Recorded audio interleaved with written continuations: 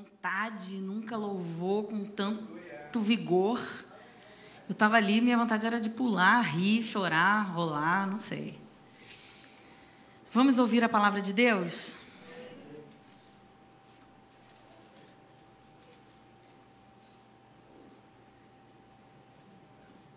Vou pedir para você abrir a sua Bíblia em 1 Coríntios, no capítulo 3. 1 Coríntios, capítulo 3, e aí a gente vai ler do versículo 21. E vamos seguindo, vamos passar pelo 4 até o versículo 7, tá bom? Então, vamos do 21 até o capítulo seguinte, versículo 7. Vamos lá. Portanto, nenhuma pessoa deve se orgulhar dos homens, porque tudo vos pertence. Seja Paulo, seja Apolo, seja Pedro, seja o mundo todo, a vida, a morte, assim como o presente ou o futuro, tudo o que existe é vosso. E vós sois de Cristo, e Cristo de Deus. Portanto, todas as pessoas devem nos considerar servos de Cristo, encarregados dos mistérios de Deus. Além disso, o que se requer de todos aqueles que têm essa responsabilidade é que vivam fielmente. Quanto a mim, pouco me importa ser julgado por vós ou por qualquer tribunal humano. Em verdade, nem eu tampouco julgo a mim mesmo. Porquanto ainda que esteja consciente de que nada há contra mim, nem por isso me justifico, pois quem julga é o Senhor. Assim, nada julgueis antes da hora devida. Aguardai até que venha o Senhor, o qual não somente trará à luz o que está em oculto nas trevas, mas igualmente manifestará as intenções dos corações. Então, nesse momento, cada pessoa receberá de Deus a sua recompensa. Irmãos, apliquei essas verdades a mim e a Apolo, por amor de vós, mas para que, por nosso intermédio, aprendais a não ir além do que está escrito, de maneira que nenhum de vós se encha de orgulho a favor de um contra o outro. Pois quem é que te faz destacado em relação aos demais? E o que tens que não tenhas recebido? E se o recebeste, então qual é o motivo do teu orgulho, como se não o tiveras ganho? Até aí. O que eu vou pregar em cima desse texto? Diz para mim. Quem está precisando que parem de julgar você, você já deve estar assim, oba! Vamos parar de me julgar até que enfim. Quem está nadando no pecado deve estar sentado agora assim, agora sim, vem palavra, porque agora eu vou me justificar nela. E quem provavelmente tem se incomodado com algumas questões pode estar se sentindo um pouco, lá vem na minha cabeça. Não é nenhum desses três. Hoje eu vou pregar sobre como o nosso ego pode ser transformado pelo Evangelho. E eu vou usar esse texto de base. Qual é o cenário desse texto aqui? O que estava acontecendo nesse momento ali em Corinto? Os membros dessa igreja receberam essa carta de Paulo porque a igreja tinha sido fundada por Paulo e ela estava crescendo. E pelo que ele diz no texto, se depois você continuar lendo, alguns evangelistas passaram por ali. Então, ele menciona Cefas, ele menciona Apolo, né? Então, ele não foi o único líder que liderou aquele povo. Alguns outros evangelistas passaram por ali. E enquanto alguns deles lideravam, algumas outras pessoas iam se sentindo um pouco identificadas com Apolo, outras com Paulo. Só que chegou um momento da igreja, que é esse momento que o Paulo está escrevendo, que a igreja estava usando da amizade, da intimidade que tinha ganho com esses líderes, como um trampolim para jogos de poder naquela época. Então, eu fui liderado por Paulo, então eu tenho esse direito, esse. Eu tenho mais em conhecimento porque ele foi enviado, e eles diziam argumentos. E outros que tinham sido liderados por Apolo, que era um grande mestre, que era também uma pessoa, um evangelista enviado de Deus, estavam se usando dessa intimidade com ele, estava começando a ter divisão ali naquela igreja, uma facção ali naquela igreja. Então, Paulo, nessa carta, mostra para aquele povo que isso é vão. Mostra para aquele povo e tenta, em algumas palavras, dizer que isso é orgulho e vanglória. E a gente vai falar um pouquinho sobre isso hoje. Quais são as marcas de um coração transformado pela graça de Deus? O que você carrega dentro de você quando a graça do Senhor te alcançou? E como, se você confia em Cristo, como deve ser então o seu coração? Porque muitas vezes a gente diz que confia, a gente diz que se entregou, a gente diz que Jesus é o nosso Senhor, mas lá dentro do nosso ego existe um dono que não é Ele. E aí a gente começa a viver uma ilusão espiritual, como se a gente conseguisse dizer para Deus que Ele é nosso dono da nossa boca, mas do nosso coração, lá dentro do nosso íntimo, essa verdade não existe. Agora, quando eu digo sobre você ser uma pessoa que tem tudo isso entregue a Deus, eu não digo apenas de moralmente corretas as suas atitudes, porque é possível que eu tenha muito medo, muita insegurança, seja uma pessoa completamente desejosa de poder, seja vaidosa nesse sentido e seja moralmente correta. Então, uma coisa não está ligada à outra. Eu consigo fazer todas essas coisas moralmente corretas sem afetar muito essa questão do meu ego ser do Senhor ou não. É por isso que esse assunto se mistura e confunde um pouco. Porque a gente normalmente julga pelas atitudes, né? E a gente acha e classifica a nós mesmos e a outras pessoas que elas são do Senhor ou não são do Senhor pelo que elas têm mostrado. No versículo 21, se você voltar aí rapidinho, você vai ver que ele está advertindo: ninguém se glorie, né? Nenhuma pessoa tenha orgulho.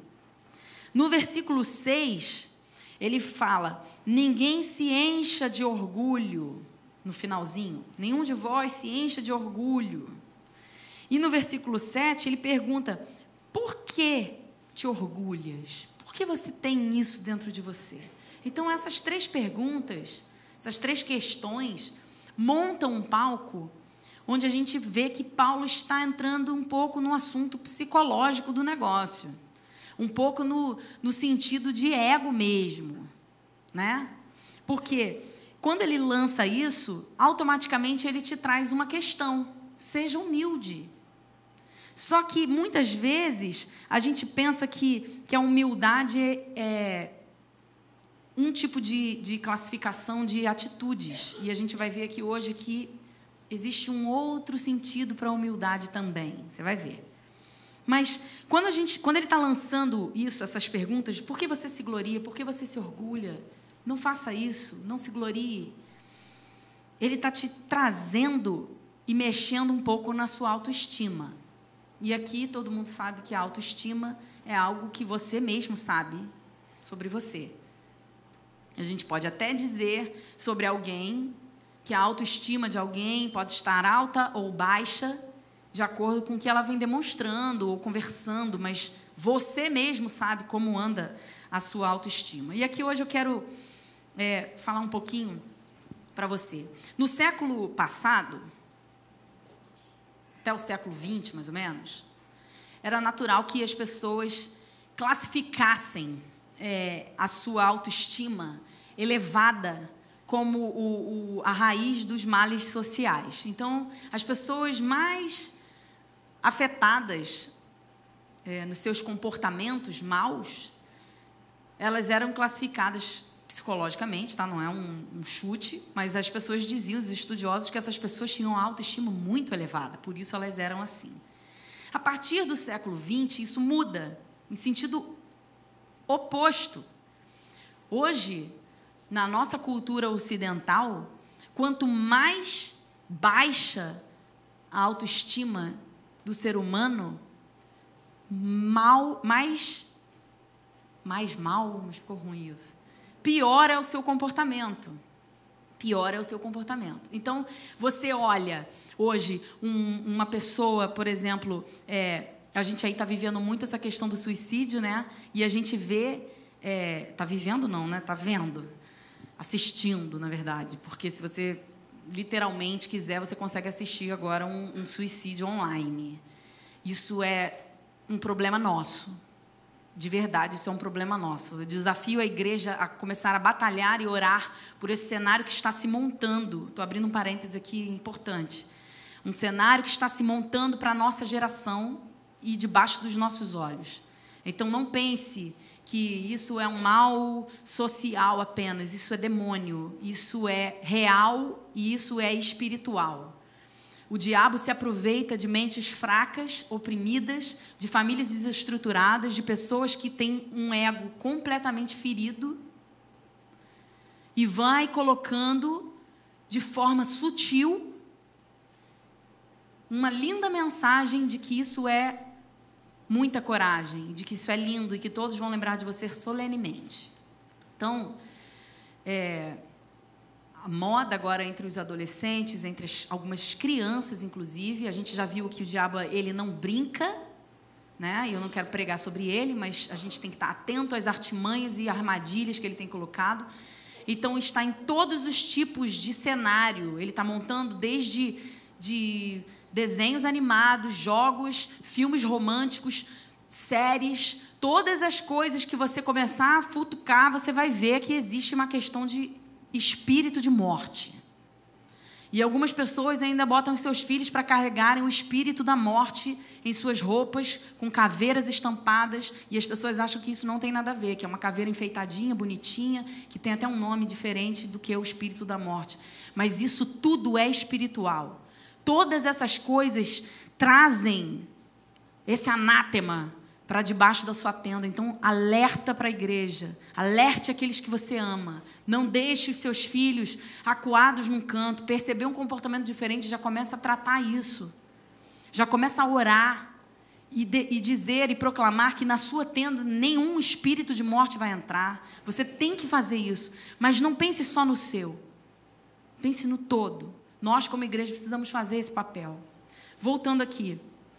Então, essa autoestima elevada no século passado era a causa dos males sociais. E agora, na nossa sociedade, a baixa autoestima é o problema.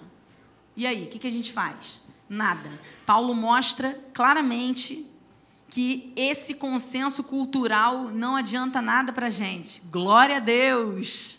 Temos uma regra seusáquia, como disse a Priscila aqui no dia da EBF. Seusáquia que vem do céu, e não terráquea e seusáquia. Então, a gente... nós temos outro tipo de norma. Esquece o que foi no século passado, esquece o que é esse século. A sua autoestima está vinculada aos céus. Quem te criou, colocou dentro de você um ego, e não é para você matar ele, é para você transformá-lo pelo Evangelho. Não é para você ser um Zé Ninguém, que não se ama, que não se curte, que se odeia. É para você entregar o seu ego ao Senhor e deixar que Ele seja o centro da sua vida. Então, Paulo, nesse texto, apresenta uma maneira de entender a autovalorização do nosso eu de uma forma diferente. Não pelo baixa autoestima, nem pela alta autoestima, mas sim por colocar o seu ego, a sua autoestima no centro da vontade de Deus e não no que a sociedade escreve para isso. Vocês estão comigo até agora? Amém? Aí eu vou falar rapidinho sobre 3 coisas que são reveladas nesse texto que a gente leu aqui agora. Uma é a condição natural do seu ego. Como ele é naturalmente. Isso a gente vai falar. 2, a visão transformada desse ego. Então, ele tem uma visão natural, só que você pode transformar ele pelo seu evangelho. E como alcançar essa visão é o 3º ponto que a gente vai ver aqui hoje. Vamos lá? Então, no primeiro ponto, eu quero ver no versículo 4, no capítulo 4, versículo 6. Ele exorta aqui nesse versículo Irmãos, apliquei essas verdades a mim e a Apolo por amor de vós, para que, por nosso intermédio, aprendais a não ir além do que está escrito, de maneira que nenhum de vós se encha de orgulho a favor de um contra o outro. Ele exorta aqui para que os irmãos não se orgulhem dessa posição de intimidade com um deles. Mas não vamos ficar na questão da posição de intimidade com algum líder. Vamos falar no sentido geral do orgulho, ok? É óbvio que você se orgulhar é ruim. É óbvio que o orgulho não é algo bom. Tanto que a gente fala assim, ele é muito orgulhoso. Já é até pejorativo no sentido da característica quando você diz isso. Mas aqui eu quero te dar uma informação, se você não sabe. No grego, esse orgulha que ele diz, ele não usa um termo que normalmente é usado para orgulho nesse sentido orgulhoso. Ele não usa o termo hubris, que eu não sei se é assim que se pronuncia, porque eu não estudei grego ainda. Mas o hubris diz que significa soberba, tá? Então, não é esse termo que ele está usando aqui na Bíblia. O termo que ele está usando é physio, que é inflado, super inchado. Só que isso não é uma conotação, é literal. É um termo usado para que algum órgão do seu corpo recebeu muito ar e ficou muito inchado, inflado. É esse o termo que é usado aqui, quando ele diz não se orgulhem uns contra os outros. Por que Paulo está usando esse termo aqui? O nosso ego, ele tem 4 características, naturalmente. Uma, ele é vazio. Por quê?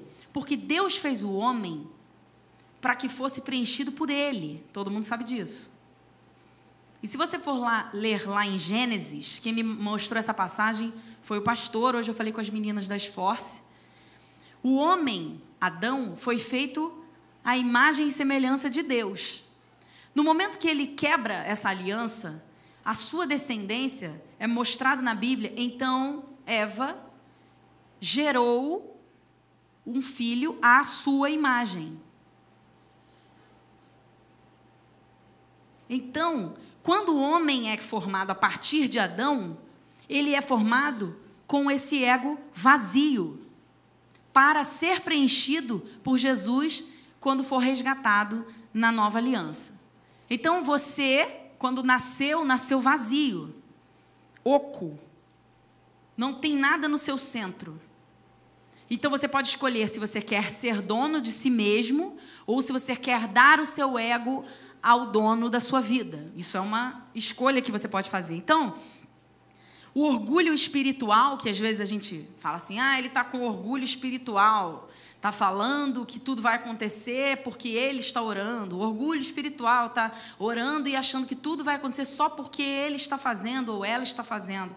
Eu te coloco aqui num novo sentido do orgulho espiritual. É uma ilusão que o ser humano tem de achar que tem competência para guiar sua própria vida, para trazer propósito para sua própria vida e correr atrás dele sozinho. Isso é um orgulho espiritual. Você achar que nasceu oco e viverá oco, o dono do seu próprio oco.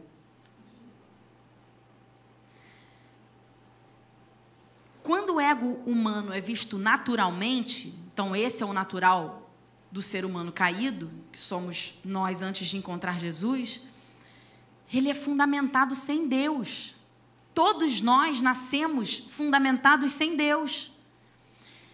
Por adoção, somos feitos filhos e Ele nos compra com sangue do Cordeiro, e aí nós nos tornamos filhos. E aí o nosso ego é preenchido pelo Espírito de Deus. Mas na natureza, ele é vazio. E automaticamente, quando ele é vazio, o ser humano começa a buscar algo que traga valor para o seu ego, que traga singularidade. Eu quero ser único no que eu faço. Isso é natural do ser humano. Eu quero ser o melhor, eu quero ser único, eu quero ser valorizado. E ele vai se apoiando nisso. Os que não encontram Jesus continuam crescendo e se inflando nisso. E aí vem uma segunda característica humana, natural do ego, que é o ego, além de vazio, ele é dolorido. Só que ele é dolorido por um motivo. Por que quando você está caminhando, lá fazendo o seu exercício, quando você está caminhando, você pensa no seu cotovelo? Meu cotovelo está mexendo assim, meus dedos dos pés estão fazendo assim, na ordem de baixo para cima. Você não pensa nisso. Você pensa mais na sua musculatura de perna, né? Você vai vendo o que você está sentindo. Você só vai pensar no seu cotovelo, ou no seu joelho, ou nos seus dedos dos pés, se eles começarem a doer. Porque eles vão chamar atenção para si, e aí você vai olhar para eles. Então, naturalmente, o ego dolorido, ele sinaliza uma ferida. O ego dolorido, ele sinaliza uma necessidade de ter atenção. E aí, ele naturalmente, o ego, ele é exigente com a aparência, porque ele tem ferida com isso. O ego, ele é exigente com valorização, porque ele tem ferida com isso. Todos os sinais que o ego da gente dá, de chamar atenção para si, significam feridas. Eu estou falando isso com base num livro que eu li, depois eu posso mostrar para vocês, um livro muito pequenininho, e assim, eu não tirei isso da cartola, né? Então, não é algo da Vivian para vocês. E aí, você já ouviu com certeza essa frase assim, alguém feriu meus sentimentos. Aquela pessoa falou comigo desse jeito e feriu meus sentimentos. Você não fere sentimentos, você fere o ego, né? O seu ego é que é ferido. Não são os sentimentos que você tem, mas é o teu ego. Então, você preste atenção hoje, porque se dificilmente você anda na rua e não percebe assim, as pessoas estão me esnobando. Você está andando na rua, a pessoa está me esnobando. Todo mundo está me esnobando hoje. Isso é um alerta de que o seu ego está ferido.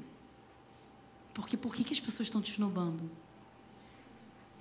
Você está andando na rua e 2 pessoas não falaram com você. Bom dia, da sua rua. O seu ego está ferido. Você está pensando, você está trazendo para si mesmo a questão. Então, muitas pessoas vivem o tempo todo olhando para os lados e para as situações, tentando satisfazer os seus egos. O seu ego, né? Tentando fazer com que ele se sinta bem. É como se fosse uma pessoa morando dentro de você. E aí você tem que alimentar ele ou transformá-lo. Então você pode escolher se você quer alimentar o seu ego natural, fazendo com que toda a satisfação que todo mundo pode dar para si mesmo, para você mesmo, seja feita, ou você pode transformá-lo pelo Evangelho e a gente vai chegar lá. Terceiro característica do ego natural, atarefado. A pessoa que tem um ego, ela está sempre fazendo coisas. Não estou dizendo que as pessoas que são ativas e fazem coisas, você vai entender. Ele diz no versículo 6, ninguém se encha de orgulho em favor de um contra o outro. O natural do ego é você se comparar com as pessoas para que você se sinta mais. Esse é o natural. Então, você se orgulha do filho lindo que você tem porque você olhou um filho feio de alguém e você acha o seu lindo. Você se orgulha do carrão que você comprou porque alguém não tem esse carrão e você acha o seu superior. Você se orgulha de você ser muito inteligente porque tem alguém que não entende o que você fala. Então, sempre é comparado com pessoas. O problema aí, além de ter o orgulho em cima de pessoas, de se satisfazer em cima de pessoas, que para mim é o maior dos problemas, é você fazer coisas que você não quer fazer, mas que você só está fazendo porque outras pessoas estão fazendo e você precisa mostrar para você mesmo e se alimentar e alimentar o seu ego que você é melhor ou capaz também. Você já viu aquela fase do eu tenho, você não tem, da criança? A criança, às vezes, nem quer brincar daquilo, mas, mamãe, compra para mim aquele troço que gira no dedo, não sabe nem o nome. Por quê? Porque todo mundo tem, eu tenho que ter também. Eu quero um brilhante com luz que toca música. Ele quer o melhor, ele quer o maior, o mais caro de todos. Por quê? Porque isso é natural do ego. O ego que não é transformado pelo Evangelho, ele age assim. Ele compara a vida dele com pessoas e o tempo todo ele busca estar sobre. Mais orgulho. Isso é vão, isso é pecado, gente. Isso é fora do coração de Deus. O pior disso tudo para mim, tem um exemplo aqui que ele fala de você construir um currículo que você não tem vontade nenhuma de construir. Então, ele dá um exemplo no livro assim, a minha mãe, quando eu era criança, dizia, meu filho vai fazer aula de curso de xadrez, como jogar xadrez. Ele falava, mas eu não gosto de xadrez, não, mas isso vai ser bom para o seu currículo. Aí ele ia para a tal da aula do xadrez, aprendia a jogar. Depois, você tem que acertar a bola na lata e derrubar ela, então tem uma técnica para isso. Vai lá e aprende qual é que isso vai ser bom para o seu currículo, mas eu não faço a menor ideia de por que eu vou usar isso. Faça, vai ser bom para o seu currículo. E aquele homem foi construindo a vida dele em cima das necessidades que a mãe colocava, porque ela queria que ele fosse um homem cheio de coisas no currículo. Todos os cursos que ele fez, todos os livros que ele lia, eram em cima do que a mãe dizia. Isso vai ser bom para o seu currículo, isso vai ser bom. Até que ele chegou num momento e falou assim, estou entendendo, eu não fiz nada que eu queria. Eu queria era isso, eu não fui, porque isso não preenchia o meu currículo para o que minha mãe desejava de mim. Então, muitas vezes a gente tem vivido a nossa vida baseado em tudo que está ao nosso redor e a gente nem se conhece. A gente nem sabe o que nós desejamos mesmo. E pior do que isso, a gente nem sabe se o que nós desejamos é o que Deus deseja de nós. Isso é o pior. Aí você está completamente fora do centro da vontade de Deus. Vamos caminhando. Outra característica do ego, a última do ego natural, estou ainda no primeiro item, é ele ser frágil. Óbvio, todo ego inflado, ele está super frágil. Mas essa fragilidade não é no sentido de mimimi, não. É no sentido de você estar inflado de ar, como Paulo diz. Ar, ele usa a palavra original, que não é de soberba, mas de algo literalmente cheio de ar. Por quê? Porque não tem nada sólido dentro dele. Então, o ego que é preenchido com coisas fora do centro da vontade de Deus, fora a presença de Deus, fora o que Deus tem para alimentar, são coisas que te inflam e te deixam fragilizado. Porque para Deus a superioridade, o complexo de superioridade e o complexo de inferioridade são a mesma coisa. Você está cheio de coisas vãs que não são sólidas.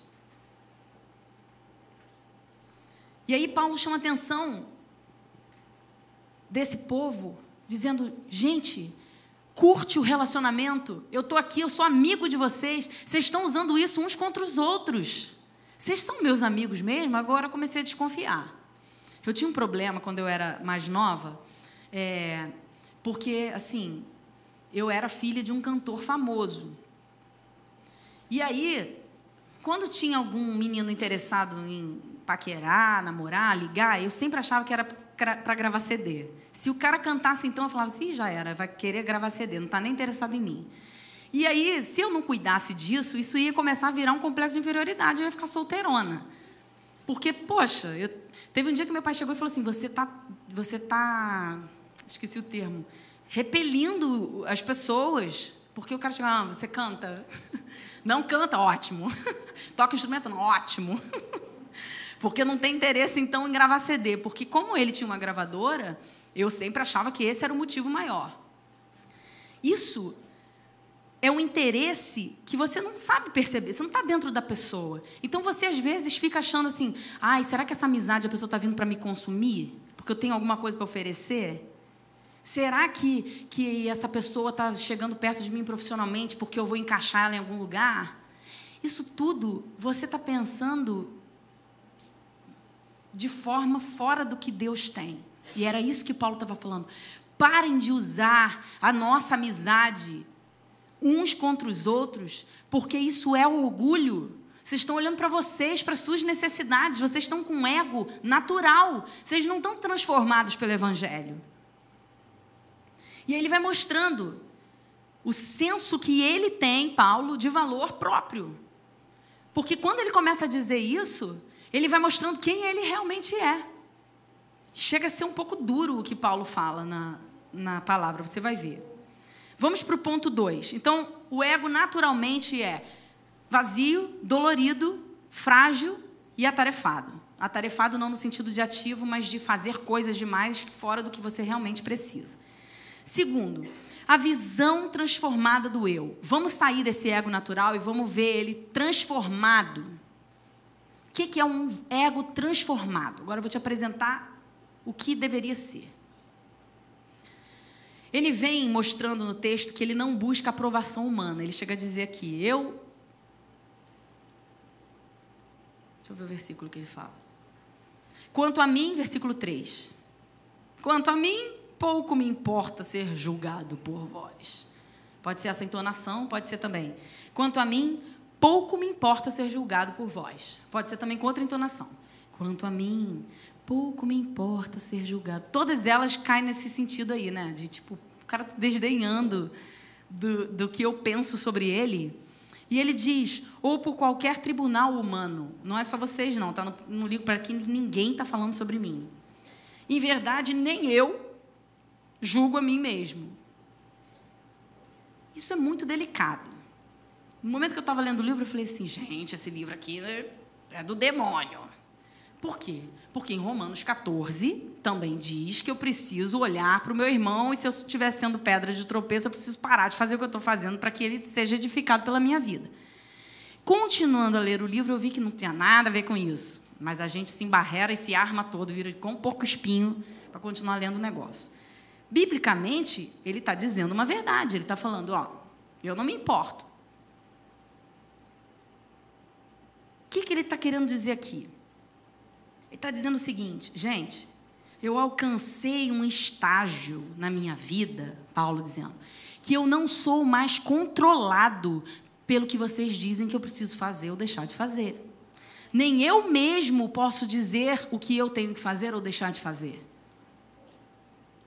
Por quê? Porque eu sou de Cristo e Ele é o meu dono. Eu sigo o que Ele manda eu fazer. Então, se Ele mandou eu fazer isso e você está achando ruim, I'm sorry. Desculpe-me. Agora, se eu sou mandado por Cristo a fazer algo e o meu eu diz, vai dar ruim, I'm sorry também. É isso que ele está dizendo. Eu vou fazer de qualquer jeito, porque o meu ego é transformado pelo Evangelho. Ele diz, inclusive, que a opinião dele mesmo sobre ele não vale. Ele diz, a minha consciência limpa não me faz inocente. O que ele está dizendo assim? Mesmo quando eu penso que eu não estou fazendo nada errado, eu não me julgo inocente. Eu fico sempre pensando, será Deus que eu realmente não estou fazendo nada? Será Deus que eu realmente não estou pecando contra ti? Será realmente que o meu ego é do Senhor? Isso é um exercício, gente, que eu convido você a, juntamente comigo, fazer todos os dias. Porque ninguém melhor do que você mesmo para dizer sobre você. Eu posso fingir aqui que eu estudei a Bíblia, que eu sou uma mulher de Deus, que eu educo os meus filhos no caminho, que eu sou isso, que eu sou aquilo, e que Deus se faz presente no nosso meio. Mas eu posso chegar na minha casa e ser confrontada pelo Espírito Santo o tempo todo dizendo assim, você não é nada disso. E eu é que vou dormir com esse barulho, não vocês. Então, todos os dias nós precisamos chegar no nosso lugar de oração, nos despejar aos pés do Senhor e dizer, Pai, tudo que eu tenho feito, que tem engrandecido o teu nome é teu. Me diz se eu estou no caminho certo, porque Jesus fazia isso. Jesus fazia isso. Todas as vezes que algo muito grandioso acontecia, Jesus se colocava em oração e perguntava ao Pai: o que agora eu vou fazer? O que agora, para onde eu tenho que ir? Qual é a sua vontade? Isso é um ego transformado pelo Evangelho. Isso é bitolado por Jesus. É isso mesmo. Não tem outra palavra. Em 1 Timóteo 1,15, você não precisa abrir, ele diz, Paulo mesmo diz que Jesus veio para salvar os pecadores, dos quais eu sou o principal. O que é isso? Paulo, o principal pecador? Não, peraí. Eu acho que ele está se fazendo de coitado, ele está com ego, com complexo de inferioridade nessa hora. O que ele quis dizer com isso? Ele não está se colocando num lugar de coitadinho, de autocomiseração, eu sou o pior dos pecadores. Ele aqui está mostrando que ele conhece os seus pecados. Ele aqui está dizendo assim: vocês não precisam me dizer que eu sou pecador, não. Vocês não precisam apontar meus erros, não. Eu sei que eu sou o principal dos pecadores. Mas esses pecados não me fazem destruir a minha imagem diante de Deus e o que Ele quer de mim. Eu consigo separar as coisas. Eu consigo trabalhar em transformação do meu eu. Eu consigo, todos os dias, dizer ao Senhor os meus erros e, ao mesmo tempo, ser altamente usado por Ele. Aí existe uma linha muito tênue entre você pensar que eu estou abrindo a guarda para que você peque à vontade, porque a própria Bíblia diz não devemos abusar disso. Ou então posso dizer para você, testa e vê qual é. Que Deus não pese a sua mão sobre a sua vida. Eu prefiro pensar, não deixe o diabo te enganar com frases dizendo assim: você é pecador, então você não pode orar por ninguém. Você pecou hoje, então você não pode subir nesse altar. Você pecou hoje, então você não é digno. Aqui na nossa igreja a gente tem esse exercício de você se ajoelhar, pedir perdão e vir participar da ceia com o coração na transformação desse pecado. E não usando isso como um remédio. Isso é você com Deus.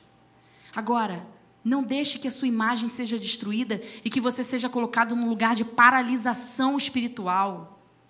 Porque se você entregar a sua vida a Deus, se você deixar Jesus te transformar, você não vai ter vontade de pecar. No momento que o pecado for colocado na sua frente, você vai dizer assim: não sou mais eu quem vive, mas Cristo vive em mim. Passa de mim.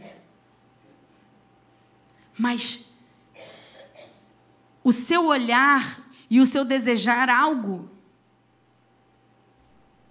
o seu espírito fraquejar em algum momento, não significa que a sua imagem é destruída para o que Deus tem para a sua vida. Paulo se coloca nesse lugar, ele diz: eu sou confiante, eu vou vencer o meu corpo. Eu tenho o Espírito que habita em mim e que é maior do que todas as coisas. E ele diz: eu posso todas as coisas naquele que me fortalece. Então, o exercer o que você foi chamado para fazer por Deus não pode caminhar entrelaçado com as suas fraquezas. Você precisa querer transformar as suas fraquezas para você ser ainda mais puro de coração a Deus, mas não porque os outros estão dizendo, mas não porque o seu ego está inflado e você precisa dizer que você é santo, mas porque você tem prazer nisso em Deus. Não porque estão te cobrando isso, mas porque Deus deseja que você seja assim. Hoje eu falava na classe das meninas lá no Esforce, a gente está falando sobre redenção. E aí a gente explicou o plano da salvação, a gente falou sobre o que Deus deseja da igreja no sentido espiritual, e hoje a gente estava falando sobre duas coisas que Deus colocou no plano da redenção. Ele deu o seu amor. E isso é muito falho, porque você pensa no amor como você recebeu o amor. Como seus pais te deram amor, como seus responsáveis te deram amor. E esse não é o amor de Deus. O amor que Deus tem é um amor para salvação. E a gente dizia hoje, se você chega aqui na nossa comunidade, senta aqui, e você tem uma ferida enorme sobre abuso sexual que seja. Você senta aqui. E vamos mostrar que nós te amamos. Um te dá um prato de comida, o outro te leva em casa, o outro faz uma trança no seu cabelo, o outro te dá uma carona, o outro te convida para sair. Ele está demonstrando amor? Sim. Mas ele está demonstrando o amor que você precisa? Não. Ele em nenhum momento falou assim, chora. O que aconteceu? Jesus pode te curar, Jesus pode transformar a sua vida. Esse é o amor da salvação. Esse é o amor que Deus desejou quando o homem quebrou o seu pacto de aliança e resolveu então andar sozinho. Deus disse, porém inimizade entre ti e a serpente, para a mulher, e da mulher a sua descendência virá aquele que te ferirá a cabeça. Ele estava ali dizendo assim, Jesus vai vir e vai salvar toda a humanidade. E ele foi fiel de novo à sua palavra. Porque ele já tinha sido fiel quando Adão pecou, dizendo, se você comer, você morrerá. E o morrerá era cortar a ligação com o Pai. Então, ele proclamou uma nova verdade sobre aquilo. Ele disse, Jesus virá, em outras palavras, e salvará toda a humanidade. E a partir dali, estavam contados os dias das artimanhas malignas sobre a humanidade. Que queira Jesus e que creia nele, nunca mais perecerá. Então, não é a sua alta autoestima e nem a sua baixa autoestima que vai mostrar quem você é. Não tem a ver com isso. Isso é o que a sociedade coloca. O seu ego transformado pelo Evangelho é quem vai te reger. É quem vai dizer se você é transformado pelo Evangelho ou não. E aí você cai nessa naturalidade da sociedade. Agora, tem uma questão aqui que Paulo diz sobre a humildade. E aí eu queria colocar para você isso. Normalmente, quando você pensa numa pessoa humilde, você pensa assim, a pessoa humilde, ficou lá quietinha, não falou nada, nem pediu carona, foi embora a pé, pobrezinha, é muito humilde. Ou então você possa assim, gente, a pessoa é tão humilde, a pessoa cheia de cursos, cheia de pós-graduações e de graduações de sei lá mais o quê, não falou nada sobre aquilo, ficou lá num papelzinho tão esquecido. A gente sempre pensa na humildade nesse sentido. Só que Paulo aqui mostra que a humildade é o fato de, quando ele faz algo certo ou errado, não tem a ver com ele. Paulo, você hoje estava cheio do poder. Não afeta. Não afeta mesmo. Não afeta na aparência, não. Ah, glória a Deus, irmão. Por dentro está assim, yeah! Não. Diante de Deus, que é o seu advogado, e quando ele faz algo errado, ele se afeta no sentido como Davi se afetou. Por isso que Davi... Gente, olha que palavra sinistra é essa. Bíblia é link total. Por isso que quando Davi, mesmo sem conhecer Jesus, virou e falou assim, contra ti somente eu pequei. Por quê? Porque ele tinha o ego transformado pelo Evangelho. Ele nem se preocupou com o que estavam pensando. Ele nem olhou para ninguém. Ele falou, meu pai, contra ti somente eu pequei. Por quê? Porque ele tinha alguém que olhava para dentro dele, com os olhos desse tamanho, contemplando todas as coisas certas e erradas que ele fazia. Então, era só diante do Pai que ele precisava se abrir. A humildade é quando nada externo te altera no ego. É quando o seu ego está normal. Você foi muito bem. Amém. Não é, gente, ficar aquela pessoa... Estou falando de interior, você pode se alegrar, mas o seu interior como é que está? Né? O meu pai diz, eu prefiro ser aplaudido do que vaiado, eu também.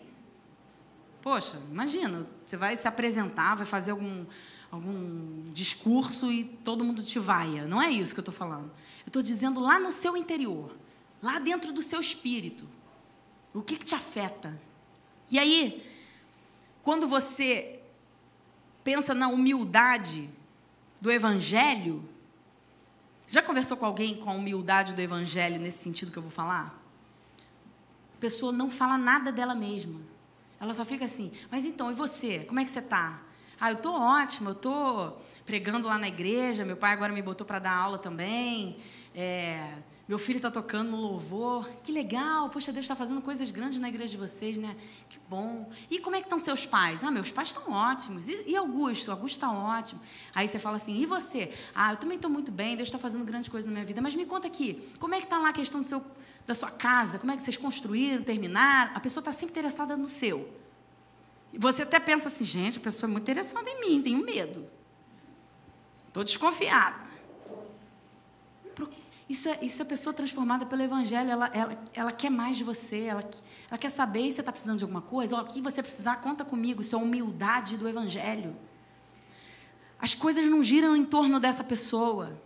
Então, se você chegar e disser para ela assim, ganhei um prêmio, sério, que maneiro. Ela não diz assim, eu também já ganhei vários. Você já viu a pessoa que... Eu já vi muito isso no Facebook. Você vai dar parabéns para o filho de alguém? Então, assim, alguém deu parabéns para meu filho. Parabéns, Bernardo.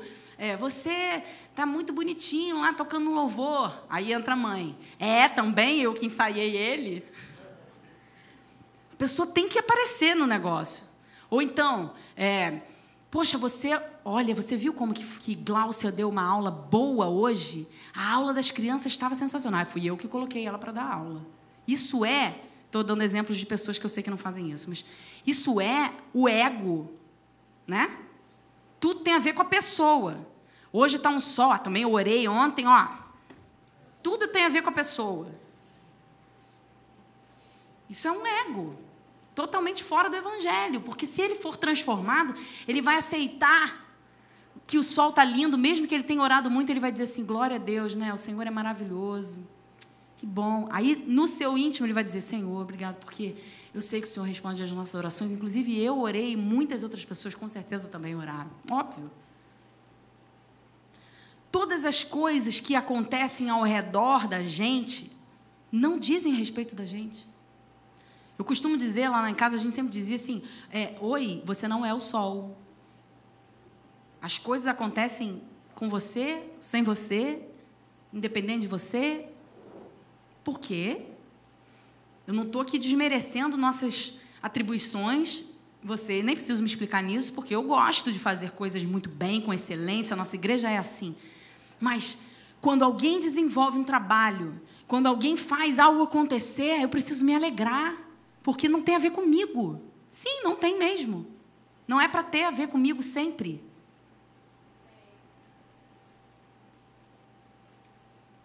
Você pensa no outro. Esse é o amai-vos uns aos outros. Amai a Deus sobre todas as coisas e o próximo como a ti mesmo. Tira um pouco do ego. Sai, transforma ele pelo Evangelho. Para de olhar que todas as coisas giram em torno de você. Porque todos nós temos desejos, sonhos, realizações, projetos, muita fidelidade aos nossos projetos. Tem gente que vai com muito mais sede e busca e consegue. Outros são um pouco mais acomodados e caminham. Em compensação, os sonhos também podem ser menores. Enfim. Quando a gente fica sempre colocando o outro com base no nosso, isso demonstra um ego inflado, um ego ferido, um ego que precisa ser visto, valorizado. É o dedinho da caminhada apontando. Ei, olhem para mim. Né? E tudo bem. Como? Eu agora sei que existe um ego natural, que é cheio de feridas, vazio, inflado, etc. E eu sei que existe um ego transformado pelo Evangelho, que é humilde, que agora você já sabe em qual sentido, que é ativo em Deus. Como? Como Paulo faz isso? Caiu aqui. Vocês nem me avisaram. Um dos versículos aqui que a gente leu diz: embora eu esteja consciente de que não há nada contra mim, nem por isso me justifico. Olha só, gente, eu não fiz nada de errado. Deus sabe que eu não fiz. Quem já ouviu isso? Eu falo muito isso. Olha, Deus sabe que a minha intenção não foi essa. Mas ele está dizendo aqui, mas nem por isso eu me justifico. O que eu justifico na raiz da palavra aqui? Inocento. nem por isso eu vou me inocentar. Por quê? Porque eu não sei o que Deus quer. Hitler, por exemplo, tinha muitas boas intenções, eu acho. Para mim, ele era um endemoniado, porque ele tirou a vida de muitos homens de Deus, que acreditavam em Deus. Mas eu acho que na consciência dele, ele poderia estar inocente. Sim ou não? Eu estou acabando com o mal. Ele achava que aquilo era um mal para a sociedade, e ele estava fazendo o papel dele, e organizou muito bem as coisas e fez do jeito dele. Só que a consciência limpa dele não inocentou ele, porque diante de Deus, ele errou. Então, é isso que eu quero te trazer hoje. Quando Paulo afirma que o Senhor é quem o julga, ele não está desdenhando das suas exortações, ele não está chegando, nunca mais fale sobre mim, porque quem me julga é o Senhor. Não é nesse sentido. É no sentido assim, eu tenho acesso a Deus, o meu ego é transformado pelo Evangelho, então eu sei o que eu preciso fazer, eu sei o que agrada ao meu Deus. E Ele mesmo diz que a gente deve ter cuidado com as coisas que a gente faz para que a gente não seja pedra de tropeço para os outros. Então, com certeza, não é nesse sentido, mas quando Ele te convida a dizer assim, quem me julga é o Senhor, Ele está dizendo assim, para de caminhar em prol dos outros. Vai buscar o seu desafio celestial. Vai buscar o seu propósito de vida em Deus. Eu conheci uma pessoa que ficou 22 anos no Ministério de Louvor, tocando guitarra. Não é daqui da igreja, não. E esse homem, saiu do Ministério de Louvor para ser pregador do Evangelho e descobriu que não tinha nada a ver com o Ministério de Louvor. Mas por que você passou a vida inteira ali? Porque eu não busquei a palavra de Deus, porque eu tinha, eu achava que era, porque minha mãe me botou na aula cedo e eu fui. Então, a gente tem que ter muito cuidado com o que você começa a colocar para os seus filhos fazerem, ou até mesmo seu marido, você mesmo, sua esposa.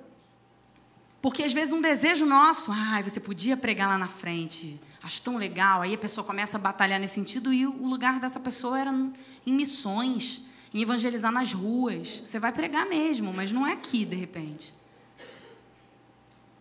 E você caminha em prol de sonhos externos, ou do seu próprio ego, de egos externos ou do seu próprio ego.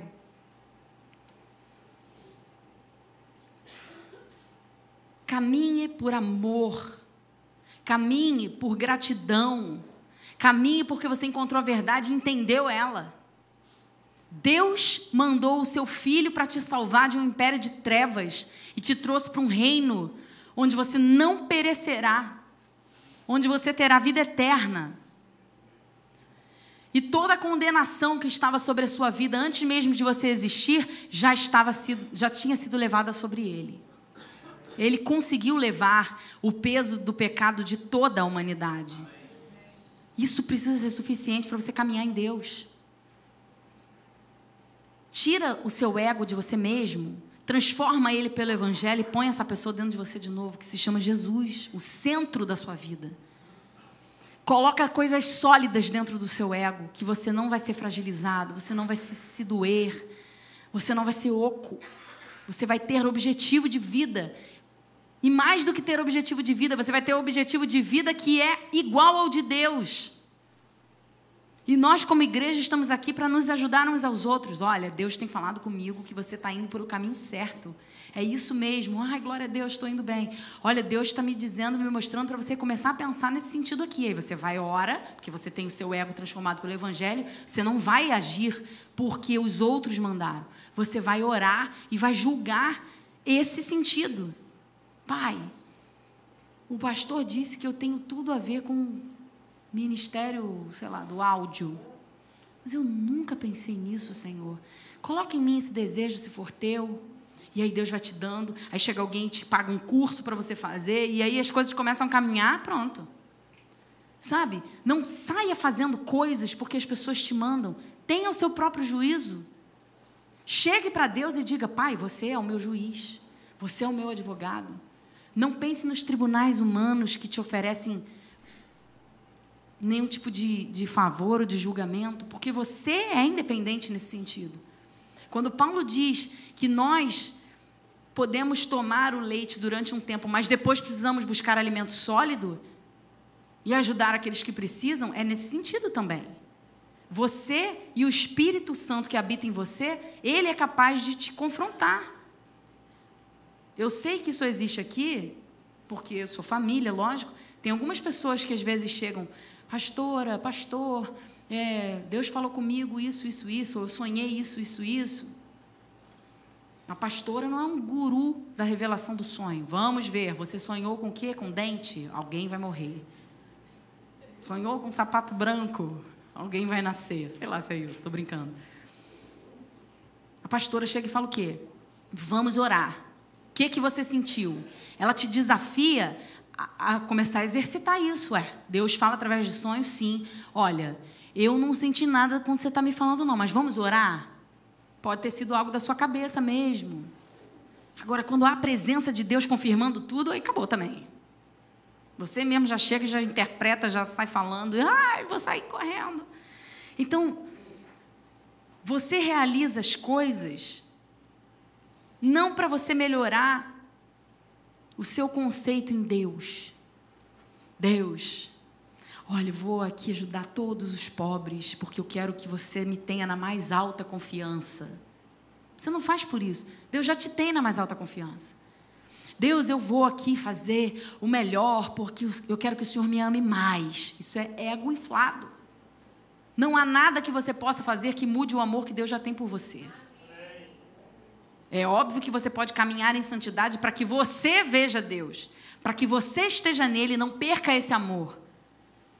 Mas eu estou dizendo, não coloque condições para você mesmo. Caminhe por gratidão. Caminhe porque você já entendeu. Caminhe porque você é consciente do que já aconteceu naquela cruz. O sangue já foi derramado. Hoje a pregação foi, algumas pessoas não conseguem. A gente fala o amor. Deus te amou e Ele te ama. E o amor é uma coisa esquisita para você. Se você se jogar aos pés do Senhor e disser, Pai, eu quero sentir esse amor que todo mundo está falando, não estou entendendo, eu não sinto isso. Quando você é sincero com Deus, é isso que Ele procura. Porque na humildade do seu coração, Ele estabelece a sua autoridade. Na humildade do seu coração, na abertura dos seus desejos, no Salmo 139 diz que Ele te sonda e te conhece. Antes do seu levantar, Ele já sabe tudo o que você pensa. Antes que a palavra lhe venha à boca, Ele já conhece ela. Mas por que então que a gente tem que falar? Porque quando a gente diz, o nosso coração se abre. A gente se torna verdadeiro para o Pai. A gente mostra os nossos desejos reais para Ele. E é a transformação no ego. Eu quero que você abaixe sua cabeça agora. Você feche os seus olhos. E se você for tocado por essas duas perguntas que eu vou fazer aqui, eu quero que imediatamente você se levante e venha aqui. Nós vamos ministrar sobre você. Nós somos uma igreja que crê no poder da oração, crê no seu mover, no que você move quando você sai do seu lugar e vem até o altar dizendo, Pai, entra em mim. Então, o primeiro apelo que eu quero fazer é você que ainda não colocou Jesus no ego, no seu ego como centro, você ainda não entende o amor de Deus, você quer experimentar isso, você não é cristão, você não tem se colocado diante de Deus como servo.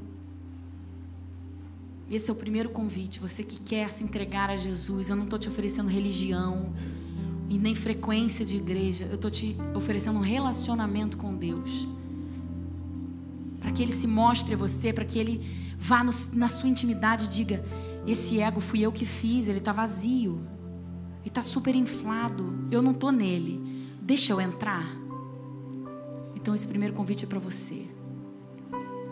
O segundo convite que eu quero fazer nessa noite é, aonde você está buscando o seu senso de identidade? Quem é você? Para você mesmo, quem é você? Você tem buscado o seu senso de identidade em outras pessoas, em atividades que algumas pessoas mandam você fazer e aí você acha que você é aquilo porque alguém pediu para você fazer? Alguém determinou que você fosse alguém e você no fundo acha que não é você mesmo. A palavra de Deus diz que Ele te contemplou no ventre da sua mãe. Com os seus olhos Ele olhava toda a formação óssea do seu corpo. E Ele já te amava. E Ele já tinha propósitos para você naquele ventre. Mas você pode ter se perdido por desejos humanos, pelo que pessoas colocaram na sua frente. E você se perdeu no que Deus deseja realmente. Então esse segundo convite é para você. Para que você venha aqui resgatar a sua identidade no centro da vontade de Deus. Para que Ele mostre a você o que Ele deseja da sua vida. E esse convite não é para quem não é cristão. É para quem já tem Jesus no coração, mas está perdido na sua identidade. Pai, eu quero que você me dê quem sou eu. Então você pode levantar e vir aqui já. Nós vamos orar por você. E o terceiro convite, nós vamos pedir aqui juntos que Deus desenvolva